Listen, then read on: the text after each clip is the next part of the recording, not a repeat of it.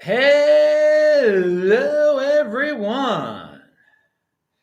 This is Adam Meister, the Bitcoin Meister, the Disrupt Meister. Welcome to the Beyond Bitcoin show. Today is October the 19th, 2019. Strong hand, unconfiscatable. Bitcoin is the next Bitcoin. Personal responsibility is a new counterculture. We'll talk about that. Deferral of gratification. This is a golden age. Be relentless, people. Strive for greatness, ambition. Avoid mediocrity. That's what this show is about. And we're going to talk about those subject matters. I want you all to check out this, where it is daytime. It is beautiful. I am loving it. It is springtime. Hello, my elite friends. If you got questions and answers, or questions, I got your answers. Type in Bitcoin Meister in there. And I'll answer your questions. This is the Beyond Bitcoin show, so we're going to talk about subject matters way beyond Bitcoin. We'll talk a little bit about Bitcoin also. I've got a Bitcoin event I'm going to be at today in 3 hours. Alex Gladstein is speaking or something. Okay, yeah. We'll talk more about that later. But good to see all the people out there in the chat. Hello, elite friends, as I said before. Today, by the way, October the 19th, is a happy day for me, a good memories at least. This is the day my father was born. So thank God my father was born, because he created a great family, and I wouldn't be around if my father wasn't born on this date, October the 19th. All right, so, and let's jump into the subjects of the day. And the Sydney events are linked to below. If you want to hang out with me in Sydney, where I'm going to be, it's linked to below. I'm speaking on, was it Wednesday? I'm confused what day it is. Pound that like button. And Kaza says, welcome to Sydney. Well, I've been here a couple days now, Kaza, and you know, I love it. I do love Australia. The sun, you gotta be careful of the sun. Put that sunscreen on, of course. And Benjamin Imhoff said, what are your thoughts on coin mixing? Love it. Do it. I haven't done it yet. You should do it. But I like it. Why not? Freedom, baby. Pound that like button. Okay. I once had a teacher with the last name of Imhoff. All right, now moving on. That's your last name apparently too. Maybe that's a fake name. Social media is not a constitutional republic. United States is a constitutional republic. So there are many people in the United States, who and including leaders, elected leaders, who they don't like a constitutional republic. So social media allows them to establish authoritarianism. Many attempt to be authoritarians on social media.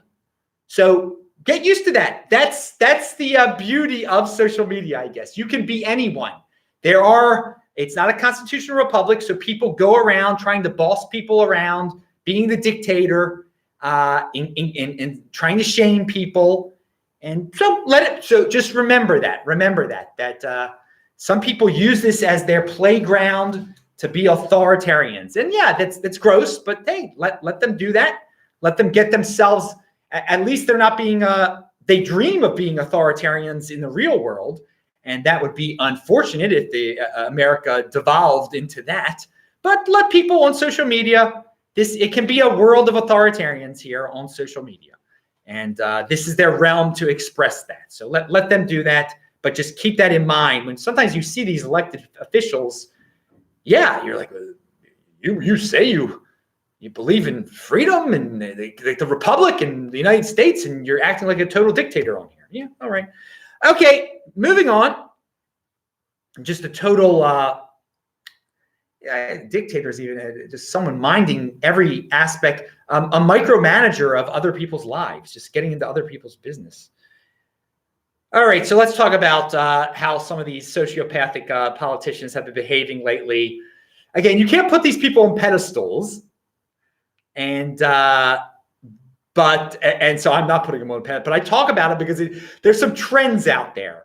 And this last part of the week, Hillary Clinton called Tulsi Gabbard a Russian plant, and basically the term Russian plant or Russian anything is a term that mainstream politicians now call people that diverge from the the traditional political machine, whether they be Democrats, whether they be Republicans.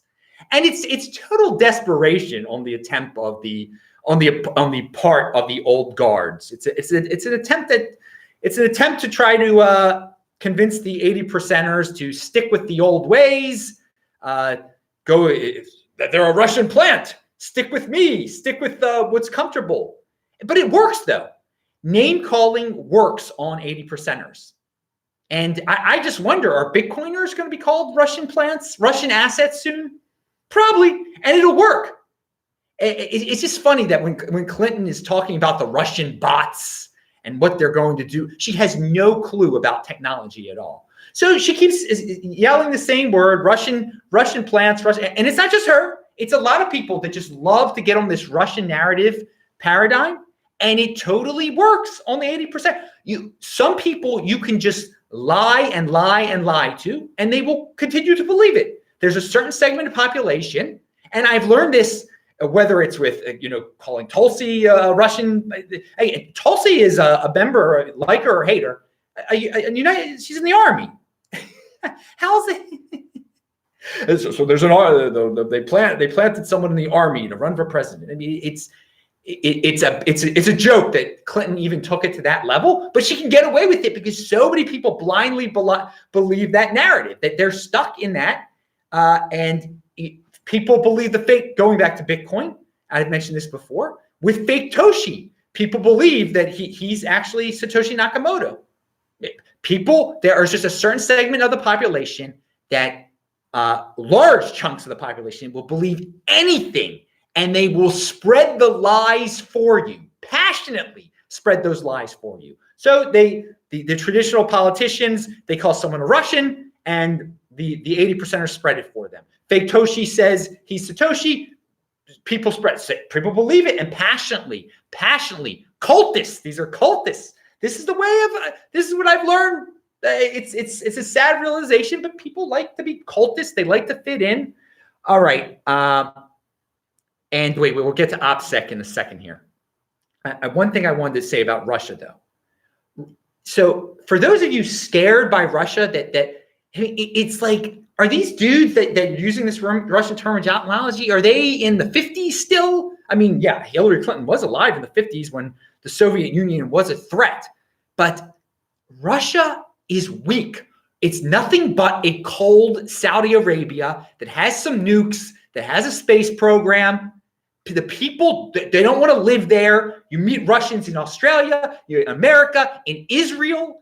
I mean, it's the smart people want out of that country. Who would want to be there? I mean, I get no offense. I mean, maybe it's somewhat nice, but they've got all sorts of problems politically. It's cold. Putin is nothing, people. They put him on this pedestal. It's absolutely hilarious. But it's a narrative that, hey, the mainstreamers, if you put these politicians in America on pedestals, you are going to fall for this nonsense. And I feel for you. I guess you're wasting a lot of time on it, and I just wasted some time explaining it all to you. People, lies everywhere. There lies. All right. And it's amazing. Clinton, you got to hand it to her. She'll just keep going and going, saying bigger and bigger lies, and she gets away with it. It's amazing. It is amazing. It's okay. OPSEC Classify said, "Hello, friends. Bitcoin Meister, did you get a run in today? A good run in today? If so, how was the sun?" No, today was a no run day. This is my no run day. I don't run every day. And yesterday I got a good run in, and I got it in very early in the morning. What was it? It started before 7. So I keep on, and I'm going to talk about a run in a second. I'm glad you brought that up. Because I'm going to talk about an after dinner or after meal run also. I'm really trying to avoid the sun here at the prime hours. Okay. And Vention sent $5. Thank you, Vention, for the support. And we're going to talk about the support and these super chats in a second, by the way. Lots to talk about today. Didn't the web bot say Craig is actually Satoshi? Sounds pretty conclusive. That is a funny joke, and it wouldn't shock me at all that if if BowieBot said that, and then everyone forgot about it. BowieBot has said insaner things than that fake Toshi is Satoshi. In all honesty, the web bot, whatever you want to call it, I call it BowieBot because it's like David Bowie making predictions, interpreting a David Bowie song that mean interpreting a David Bowie song from 1974 to tell us what's going to happen today is just as reliable as believing a web bot. But WebBot has made predictions much more ludicrous than fake Toshi being Satoshi Nakamoto. That's no joke. That's no joke there. Saying that aliens were going to land in Israel in 2010. That's a WebBot prediction. But people forget that because because everyone loves to believe lies. People can get away with ridiculous lies. It's just this is the world. Social media has brought a lot of information to people, but it's just allowed people to go wild with the lies too. And I feel like I'm skipping stuff with Tulsi and all that, but all right, enough of that. People here have asked me or have brought up, it was in Australia, and I brought this up on the show the other day, but I want to bring it up again. Bringing Bitcoin into Australia, or aren't they so strict at customs, et cetera, et cetera? Let me tell you what they're strict about. I mean, they're not they don't have dogs searching you for Bitcoin, okay? They literally, if you say, first of all, you have to be honest about the food, because if you're not honest and they catch you with the food, any food that you're not supposed to bring in, they're going to fine you $200, and that's crazy. But so I told them I had some food with me, and all the food that I had is like here we go. Let me just show you. You can bring this in. You can bring this in. It's prepackaged. It's just raisins. It's dried fruit, but they're not freaked out by that. But they make you go through a line, and they literally have dogs. They sick dogs on a dog on you, goes crazy, smelling all these people. And then they have another dog to take its place. They need two dogs, okay? So for those of you who are worried about Bitcoin and Australia and coming into the country, and do they search your phones? Do they do that? No. They've got dogs searching for food on you. Seriously. Now, maybe that can be used as an excuse to do further searches eventually, but I got to tell you the truth. What I saw here at customs and what I've seen at other times coming in Australia and New Zealand, they care about food much more than like anything else because it's a big island continent. They don't want diseases from bugs coming in and such. All right. But it was interesting to get searched by a dog and to see that they have a few dogs there. Oh man. What else do we have? All right. I'm making sure. Okay. You can again search it. We got nice shirts below. This is a classic shirt. I like to wear it. Yeah, I only like Bitcoin, but it's a cool shirt. People have asked about that before. This is a great Airbnb, by the way. I got obviously my own place, but the loft bed is upstairs and the bathroom is upstairs, as you can see. And beautiful view of some bridge and everything outside. Can I try to show it to you? You're not going to be able to see it. It's unfortunate. All right, moving on. This is Beyond Bitcoin show, so it takes so darn long. It's 10:30 in the morning here. Not to get you people confused. It's already October 20th. But October 19th in the United States, that's what we go by. That's my dad's birthday. All right. Moving on. Where is this? Thursday night. What's this? Third world stuff. Okay, Elijah Cummings we're going to talk about. Elijah Cummings. We're going to play this at 2x, people. You got to play this at 2x to get through all this nonsense when I'm trying to show you what it looks like outside, and I fail. So the Baltimore Sun has an article. So Elijah Cummings died. He was a congressman from Baltimore. Ben Shapiro said from the Baltimore, Washington area. No, Elijah Cummings is from Baltimore. He represented West Baltimore. It had nothing to do with Washington, D.C., except he worked. That's where he did his government job. He's a congressman. So Ben Shapiro gets a lot of East Coast things totally wrong. He gets states confused. And I love Ben Shapiro. No one is perfect. Pound that like button. But moving back to what I'm trying to talk about here. So the sudden death Thursday of Democrat U.S. Representative Elijah Cummings, a venerated figure who mentored a younger generation of public servants, oh my God, leaves many lawmakers, even while mourning, facing a tough decision. Should they defer to Cummings' wife, Maya Rockamore Cummings, who many believe would be a logical successor, or should they run for office themselves? So this is the mindset of Baltimore, okay? It's a third world mindset. The guy dies, should his wife take his place? I mean, this is what happens in third world banana republics. They were talking about if when Mugabe was alive, if he was gonna die, his wife was gonna take his place. Similar here, similar mindset. And in the article, legitimate political people say, of course she should take his place. She knows so much because she's his wife. Now, she's involved in politics a little bit. The only reason she's involved in politics is because she's his wife. Why did Hillary Clinton become what she became? Because she was the wife. It's ludicrous.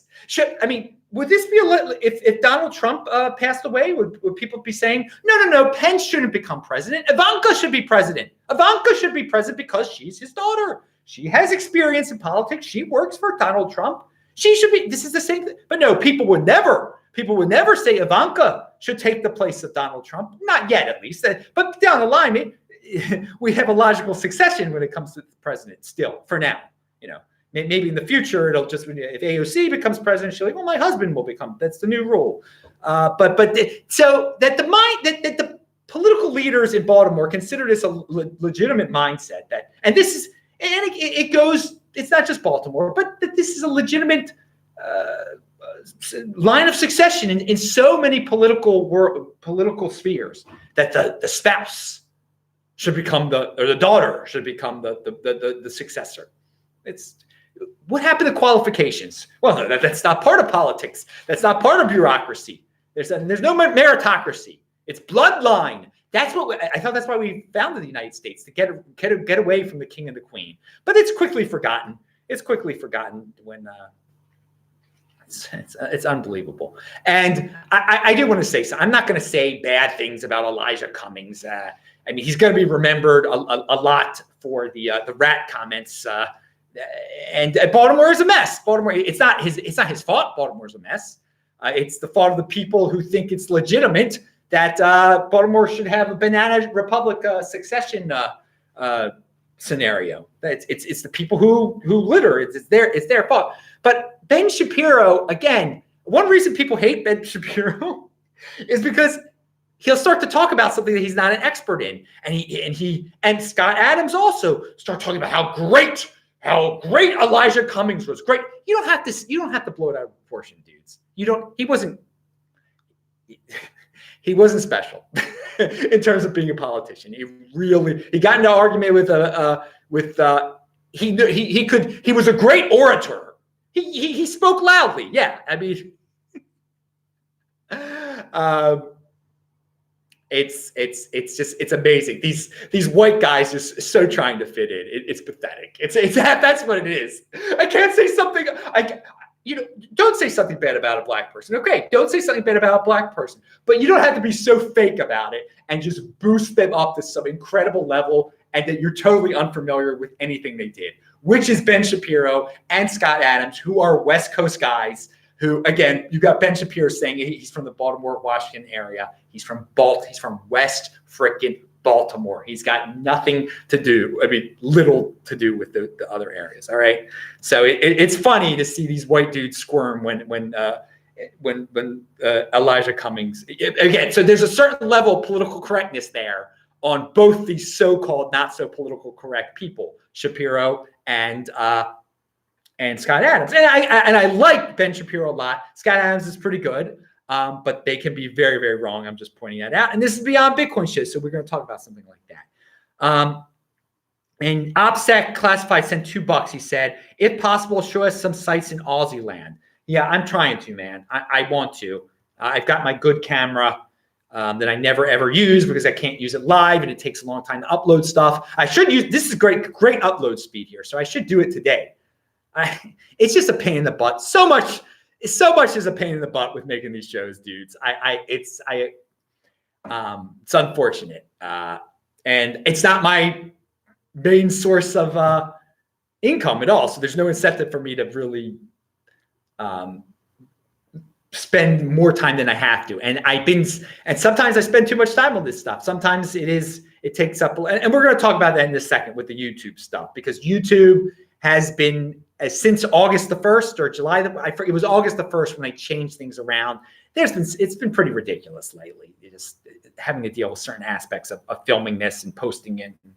It's time, and I would rather, go running and do the things I enjoy in real life than, waste so much time filming this stuff. Sometimes it's ridiculous.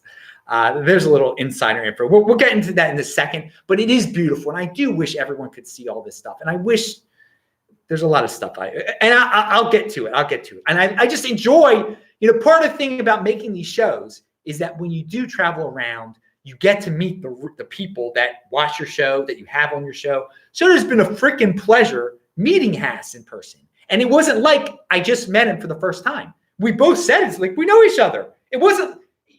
It's so awesome. The internet, it can be great. This YouTube stuff can be so great. There are so many positives from it, but there's some downsides, and we're going to talk about that in a second. Wow, this show is long. Okay, Thursday night run. So everyone knows I got here on Thursday. I had Hass on the show. He was great. He was also great on the show Friday. And so don't get confused.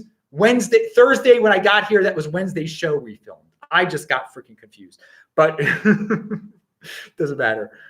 But what I want to say on Thursday, after finally eating, after 54 and a half hours of not eating, and it was a good fast, I ate, I felt good. I waited 2.5 hours, and then I went running, and it was a good run. And usually if you only wait like 2.5 hours after eating and you try to run, you don't feel that good. You feel like you have to defecate at the end of it. And I didn't. It was good. And I thought, this probably has something to do with like the 54 and a half hours I didn't eat. And that I just haven't felt the food I just ate 2.5 hours ago is just powering me purely. That's all that's in me. Because in the past, again, as I said, when I've eaten my meal after only a 22-hour fast, it does hit me differently. So there's something for you, people. Don't know, if you have a long fast and then you eat and then you run, you don't get cramps. This is what I'm trying to say. That was weird. But so the other night, it was a good run. That night run was cool. It is safe to run here. I'm in the Ultimo area. I ran through the Chinatown. There's markets. There's all sorts of beautiful stuff. And at night, you can still sort of see it. How free are you? Here's a test for the people out there. How free are you? Can you criticize China publicly about Hong Kong? There's some people that can't do that. There's so many people's businesses depend now on China that they can't criticize the China situation, what China's doing to Hong Kong. And I surely can do that. What China is doing in Hong Kong is absolutely brutal and horrible. They're going against their agreement. They were supposed to let Hong Kong be free, and they want to have this extradition bill where if you commit a crime in Hong Kong, they could take you to the mainland and subject you to their ludicrous rules. And that is absolutely wrong. Absolutely wrong. And but a lot of people can't say that. So that's a test in the modern world of how free are you? So many, you're not truly free if you can't comment against Hong Kong, if you can't comment against China. They have a little bit of power over you, whether you want to like it or not. And it is amazing now. China they have a long-term plan. They are long-term thinkers. How many people, powerful people, famous businesses that they have power over now, that fear stating their opinion on what's going on in Hong Kong. This is the world we live in today.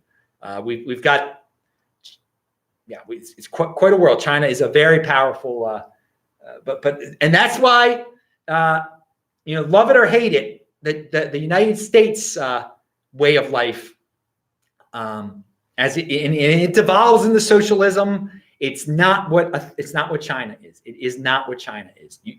Freedom of speech is such an important thing. It's such an important thing, and the ability to be able to criticize your government.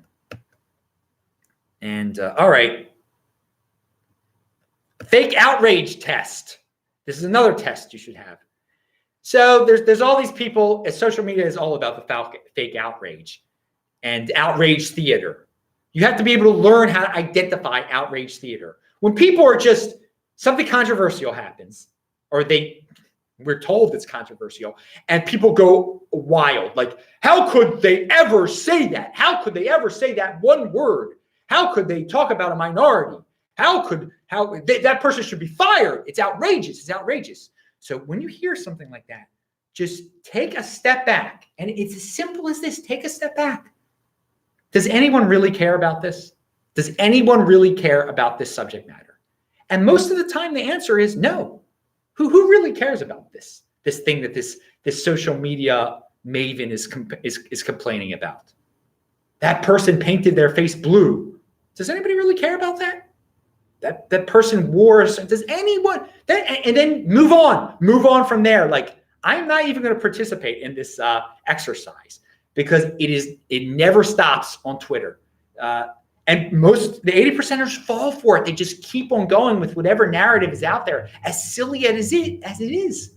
And you just need to have the patience and don't be, because most people are impulsive. They want to jump on that train and start just fit in with the outrage train. You take a step back and say, like, no, no one really cares about that. Who in their right mind would care about that? And you move on. So that's your how to avoid fake outrage, the fake outrage test, outrage theater. Get familiar with it. Don't participate in it.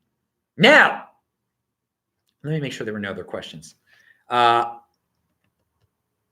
said King George. Are you talking about it's George? I don't know what to do.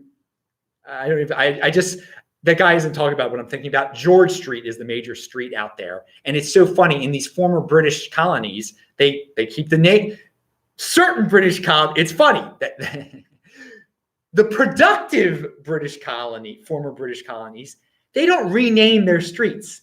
So they still have George Street out there, okay? After King George. In Tel Aviv, they kept King George Street also. Just saying. In Zimbabwe, they changed all the names of the streets because that was such an important thing. The people were outraged. There you go. Moving on,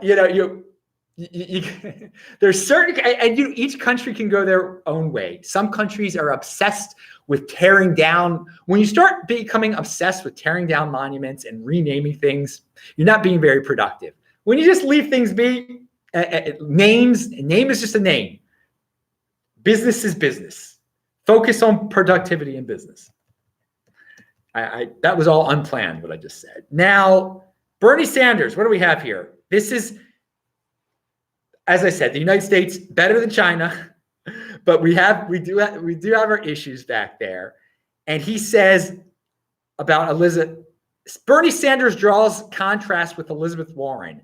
She says she is capitalist through her bones. I'm not. So he's attacking Elizabeth Warren for being a capitalist. Yep, that's what politics is about on the Democratic side of the aisle these days. Good luck. And so capitalist is becoming a dirty word. It's not a dirty word with me, but people who want to waste their time with that. Who's the biggest capitalist hater? That's who's going to win the Democratic nominee. And AOC has to say, she has a tweet, and she just tweets these things to get attention. And that's mostly what outrage theater and what social media is about now, just how much attention you can get, how outrageous you can get. But she believes this tweet, and it simply says, tax the rich. And the best reply to it was punish the successful. But society has devolved into, no, tax the rich. It's normal. It's emotion. It's envy. That's what it's about. Capitalism. It's evil. It's productivity. We don't need that anymore. Tor de Meester has a tweet out there, and it's a quote from Nicholas Talib. His name is Nicholas Talib. I can't pronounce it. And this is a fun one. Take Nicholas Taleb's take on things that are likely to break within the decade. So he says in this golden age decade that we're about to encounter, the following things are going to break. Seed oils,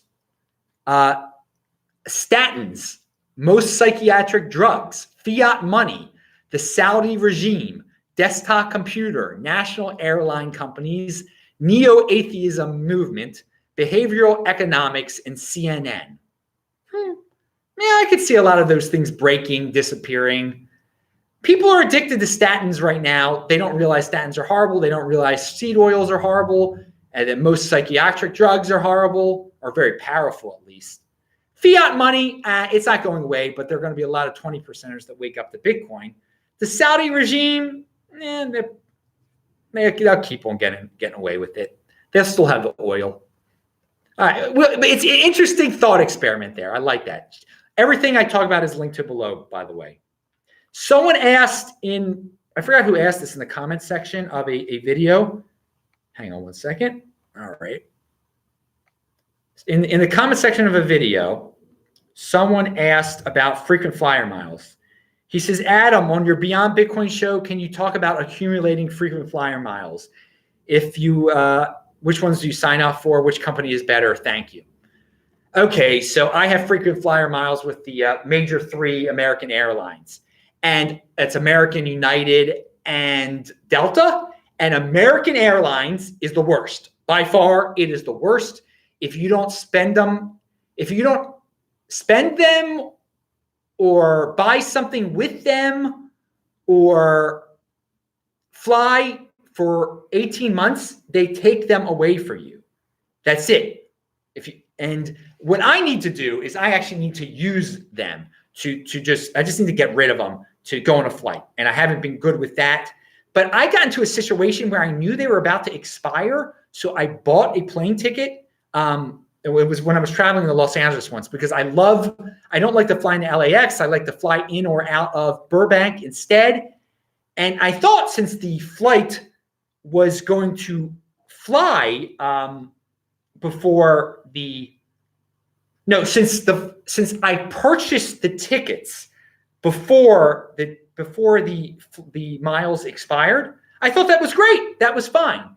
But apparently you actually have to fly before the miles expire. So even if you give them, the money beforehand for the tickets, they can still take away your miles if the miles expire before you actually fly. So I realized that, and I wanted to keep my miles. So I bought a new pair of running shoes through the miles program. And I was going to buy a new pair of running shoes anyway. And they were basically the same price that I would have gotten. Basically. So I saved my miles that way, but it was totally ridiculous. I think it's totally insane, but this is their rules. You got to play them. But I'm explaining, you asked about the frequent flyer miles. I think it's ridiculous that if they're about to expire and you buy a plane ticket, that's not good enough. If you buy you have to actually fly the miles before they credit you the miles. And also I've done something I have sort of regrets about. I don't have Southwest miles, but in order to sign up for Southwest Airlines miles, you have to give them your social security number. And I just don't want to do that. But maybe I should want to do that.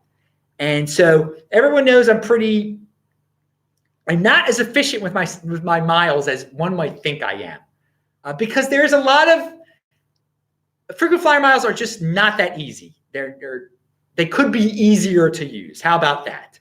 There's bureaucracy involved, and I'm just not into bureaucracy. I accumulate them on all 3 of the major airlines, and when I'm using foreign airlines, they have partners, so I put in my frequent flyer number. But I could be more efficient, and I really should have Southwest frequent flyer miles, but I don't. And Richie Rich said, hey, Richie Rich, what's up? I believe you can sell your air miles, and that's the other thing. You can sell your air miles, he says, for Bitcoin. It's not that easy, dude. And they rip you off, people, and a lot of people will not buy American Airlines frequent flyer miles. I learned that. That was another thing. There's a lot of companies that don't deal with American airline frequent flyer miles. So Delta and United, Delta doesn't expire. I don't think United expires, or United's longer. Those ones are easier to use, and I wouldn't even want to sell those because I'm going to use those eventually. But you need more Delta miles to actually qualify for a flight. Whatever. American airline is the worst. I can't tell you which one's the best. Probably Southwest is probably the best, but I don't do Southwest. So I don't feel like typing in my social security number and giving that to them. It leaves a bad taste in my mouth. All right. And maybe I'm being a little too odd with that one. Maybe I should sign up for it. Every time I fly Southwest, I'm like, oh, why didn't I get the darn miles? Okay. Who is this? Nick Carter says, the real scarce resource is sticking up for something you believe in, even when everyone around you is doing the opposite. Pound that like button, dude. Fitting in is overrated. You're absolutely right. And standing for something, man. The real scarce resource is sticking up for something you believe in, even when everyone around you is doing the opposite. Yeah, when everyone's saying, ICO is the way to go now. Altcoins are the way. Bitcoin is old. No, strong hand. You stick with the Bitcoin. You believe in the Bitcoin, baby. That's me. And yeah, I have conviction, baby. Conviction is respectable, as Nick Carter basically said. All right, what is this? So I want to talk about being in motion with podcast and such. So back in March, I started on Anchor with these podcasts, and you can listen. I turn all these videos into audio podcast. And sportsmeister.com, you can listen to all my podcasts, which are just all these videos, plus a few extra podcasts that I've made that are only audio only, but I might turn into video eventually. So some of you know about that. And so I was in motion. I knew that you couldn't just rely on, I couldn't have all my eggs in one basket with YouTube. And because YouTube was getting stricter then with their algorithm, with the money, with demonetizing, all sorts of people complaining. I was talking about people complaining, and I was like, compete, don't complain. So I got on the Anchor, and Anchor's been Anchor is better than YouTube in some ways. Again, Anchor is only podcast only. It's no audio, no fancy sets or graphics. So I like it. So a lot of 20%ers really enjoy my show in podcast form. It's been good. I really cannot complain. And I'm partially bringing this up just to show people you always got to be in motion. Don't put all your eggs in one basket. It's good to, if you're a content creator, because you end up being very bitter and angry toward YouTube if you don't have any other, especially if you're relying a lot on the revenue. I am not relying a lot on the revenue. I respect the money though. That's one of my sayings, respect the money. I enjoy getting money from YouTube and Anchor every month. It's great. It pays for my plane tickets and stuff. I enjoy that. I do enjoy that. So I'd like to have two sources of it, whatnot. So I encourage everyone, if you're a creator, get into podcast land. It's cool. Anchor is really, really, really easy. And it is really easy to donate to me through there too. And that has been linked to below for a while. They do not take as large of a cut as all you guys who say, and I appreciate the super chats. The super chats are great. YouTube takes a huge cut of it. All right. And so one thing I would love for everyone to do out there, you don't have to send any sort of financial, the easiest way is of course, crypto, Bitcoin, they don't take any cut of it. That's the best. But I know I'm offended by selling. So you should be offended by selling too. But if you want to support the show, retweet some of these podcasts, okay? Watch listen to the podcast. And then if you financially want to contribute the old fiat way, link to below, there is an Anchor link. You can support my podcast through Anchor because they don't take as big of a cut. And you can do the super chat still. Also, I appreciate it. I just want to say Anchor doesn't take as big of a cut. They're doing a good thing. All the people complaining about YouTube that are content creators, check out Anchor. And they don't have a ridiculous algorithm. You don't have to do clickbait titles. They don't encourage you to do clickbait titles. It's really more 20%er centric. It really is. And YouTube is not hiding the direction they're going in. They want huge content creators here. They want to be like cable TV. They want, and advertisers like that kind of stuff. And YouTube is free to go that way. YouTube is not a place for small content creators. It really is for niche content creators. It's not, and they don't want it to be. And they're not. Are they leading on people that maybe it can still be that way? I don't know. I don't know. I mean, they're really promoting the huge content creators and some of the most 80%er subject matters. You see it in your feed more and more, and they could do their algorithm any way they want to. They can promote anything they want to, and there are other outlets out there. If you don't want to get stuck in YouTube's machine and just wonder why all of a sudden am I just seeing these really mainstreamy stuff and I find myself clicking on it. Take a step back. You just can't blindly sit there. Go to these podcast stuff. You got to be proactive. That's another cool thing about Twitter. If you're not just on Twitter just to insult people and to see what your blind leader tells you what's cool and how to fit in. If you're actually like reading people's tweets and clicking on their links that are taking you to helpful articles and podcasts that you can learn, you can really get out of this loop of what is mainstream social media now. And YouTube is definitely mainstream social media. Most of it is. You can really fall into a non-thinking trap into it now. So go to Anchor, go to podcast, but you got to be proactive. You just can't sit. It's not just the good stuff is not just going to be fed to you. On YouTube, what's being fed to you is really bad, mainstream, mindless stuff now. And I'm not complaining. I'm competing. I'm still doing these shows, but I'm also putting it out there on Anchor. And I would like to see that expand. And if you don't have to support the YouTube, I'm giving you options where if you want to support me, you do not have to support the YouTube machine at all. And I respect if people don't want to support this YouTube machine because it is what it is. They want to be mainstream cable TV, and that's their right. That's their right.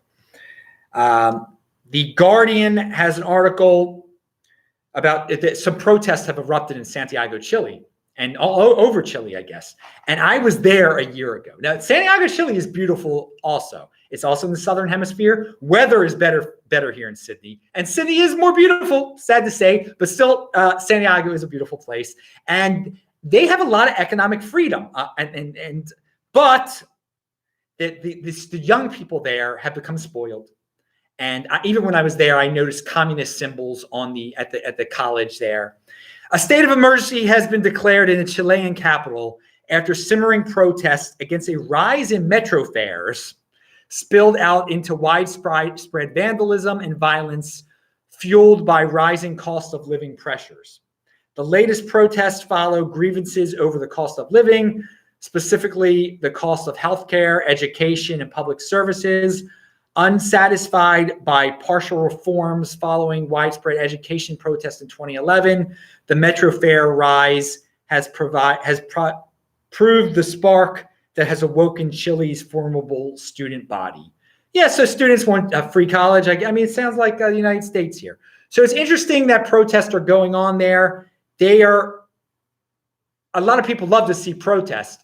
These protests are protests toward more government control, more government intervention, which I'm not a fan of.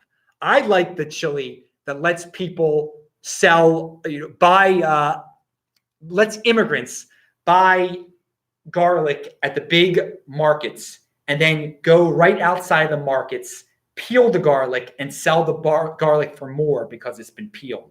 And lets poor people just sell books that they find in the garbage on the street in front of retail places. It can be really free market out there. So what these people want is they're angry at the government systems. The metro fare is too much. I mean, the government wants to run it as a business, not as like a freebie. So there's protests going on in Santiago now, and they put putting troops on the street. To tell you the truth, I think that's not that bad of a thing just because there are troops on the street. It's just something we're not used to in the United States. Now, is that the optimal way to live? No, it's not at all. But I like Santiago. I think they're very productive there. And people can protest, but violently protesting, there's got to be something. Violence is not cool, man. Violence is not cool. And it's crazy. I was there a year ago, though, and I would never envision something like this happen. So you never know when the students will go crazy in really mainstream type of cities, and you never know when you're going to have a riot. It's not just a Baltimore thing. Pound that like button. But as far as I can tell, I don't support these protests. How about that? Yaron Brook, he's got a really long video about that Greta and her climate change. Okay? You don't have to watch the whole thing. It's linked to below. Go to the 1 hour and 11 minute mark. This is the best part of what Yaron Brook has to say about climate change. Whether you believe in it or you don't believe in it, okay? Think of it as an opportunity instead of an emergency. Get into the opportunity mindset instead of the emergency mindset. You could create positive businesses around lowering carbon emissions and create all sorts of technologies that go way beyond being beneficial for climate change, but being beneficial for society. And people would be willing to pay money for these technologies or these techniques so it's not all gloom and doom and panic and emergency, whether you believe it or you don't believe in it. So go to that 1 hour and 11 minute mark. Most of the show was about how she's winning, how the Greta people are winning, because they are playing on people's emotion and they're not using logic. And the people that are trying to fight against the Gretas of the world are using pure emotion. And they should be using logic and reason, because logic and reason and not getting panicky about it will win in the long run.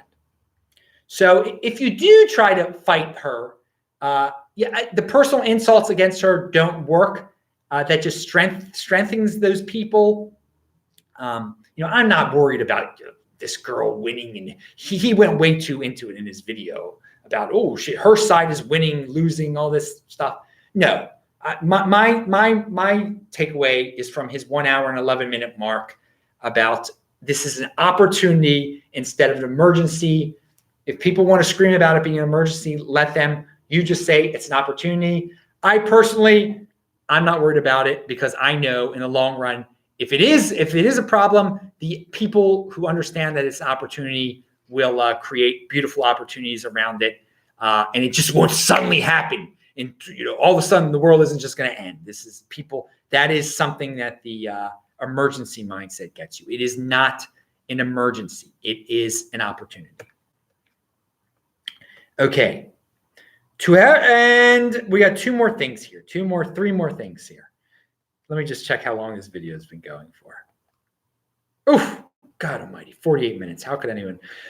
Offended by Elijah Cummings, someone said. Yeah, I mean, he was offensive at times. He definitely was. He said some offensive things. And again, if people have I can't usually see what people write unless they type in Bitcoin Meister in there. So if you really want me to read your thing, say your thing. Okay. And remember, and on Twitter, retweet this on TechBalt, TECHBALT. That helps also, because anyway. Anchor is cool, man. YouTube, not so cool these days. What do we have? But YouTube, if you can find 20%er videos like mine, there's great stuff here. The people I have on my show are 20%ers, but a lot of people don't know about it because they're not mainstreamers. All right. Twitter is such a good tool, though, if you use it as a tool. If you use it as a screaming device and an argument device, it is not a tool. and speaking of Twitter, whoever complains about Bitcoin's ever increasing mining energy consumption, think about this. Global energy usage is now 2 times 10 to the 13th watts. In order to reach a Kardashev type 1 civilization, we need 10 to the 16th watts of energy, i.e. Bitcoin is accelerating the process of our ascension. That is an awesome take for all the people that say Bitcoin is using too much energy.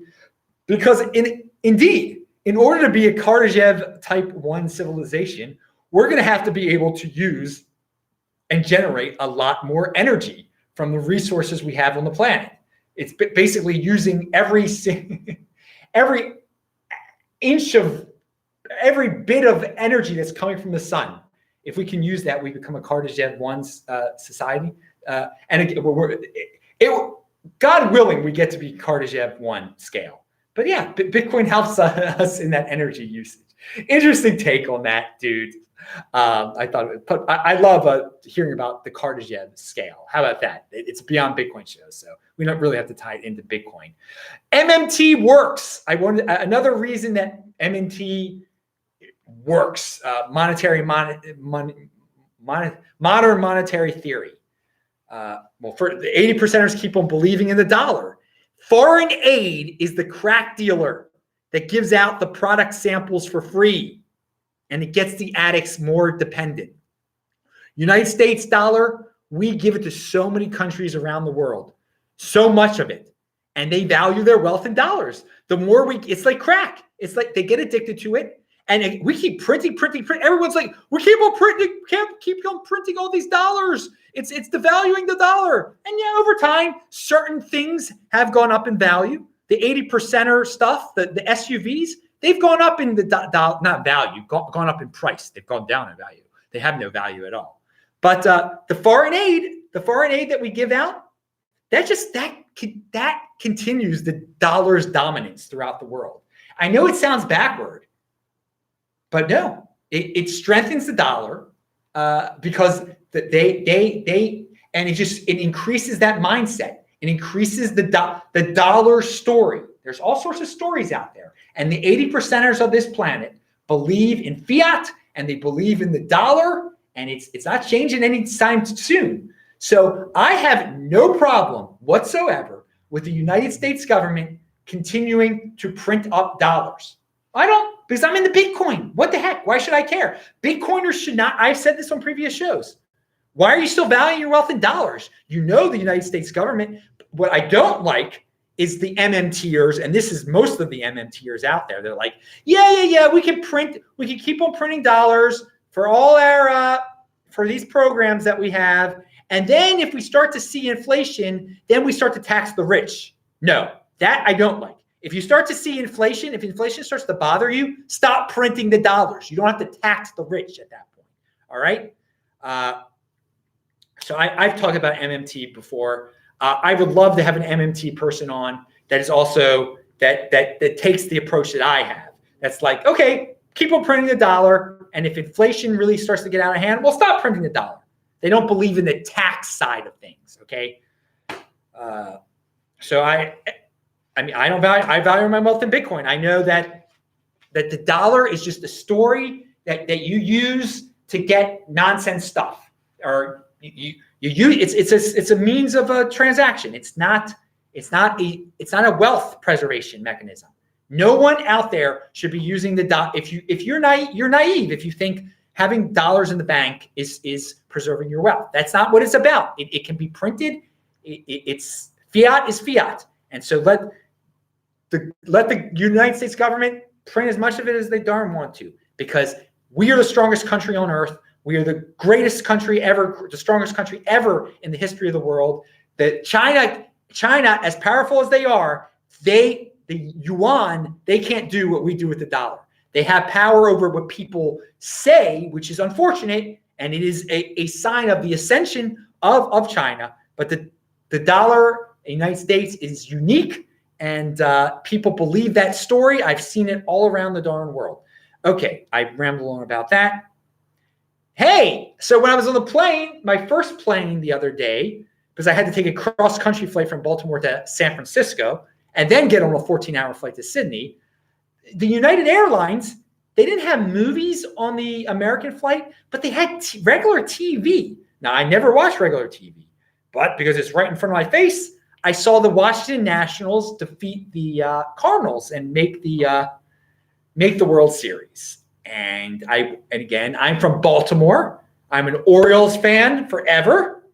And so I want to congratulate some of the Orioles fans because National fans, most of you dudes are nothing but Oriole fans that have temporarily switched your allegiances. And so I want to congratulate some of my Oriole fans on their team, on their other team making the World Series. I'm not a Nationals fan, so I had nothing against them.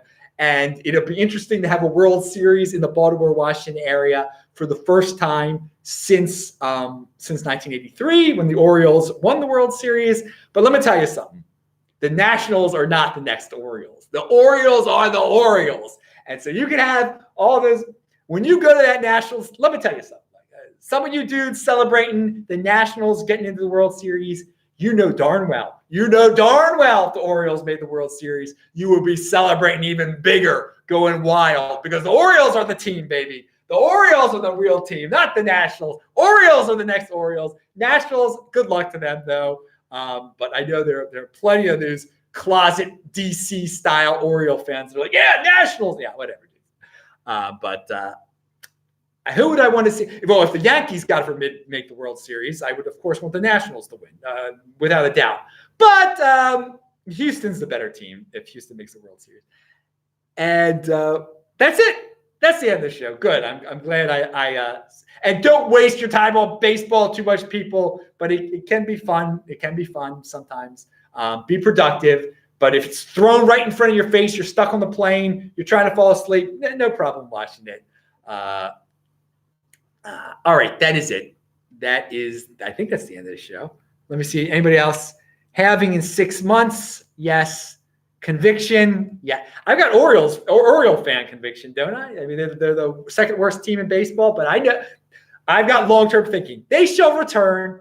And the cool thing about halvings and stuff, it's not like being a fan of a sports team. You never know when the team will be back. But with the halvings, you know what's coming on. So hang on to your Bitcoin. And I'm Adam Meister, the Bitcoin Meister, the Disrupt Meister. Subscribe to the channel, like this video, share this video, pan that like button, go to Anchor, subscribe to me there, donate to me there. So with all the stuff I've been talking about in this video. I'm going to hang out with some Bitcoin people soon. All right. Bye, guys. I'll say hi to you in the chat. Spread the word. Pound that like button.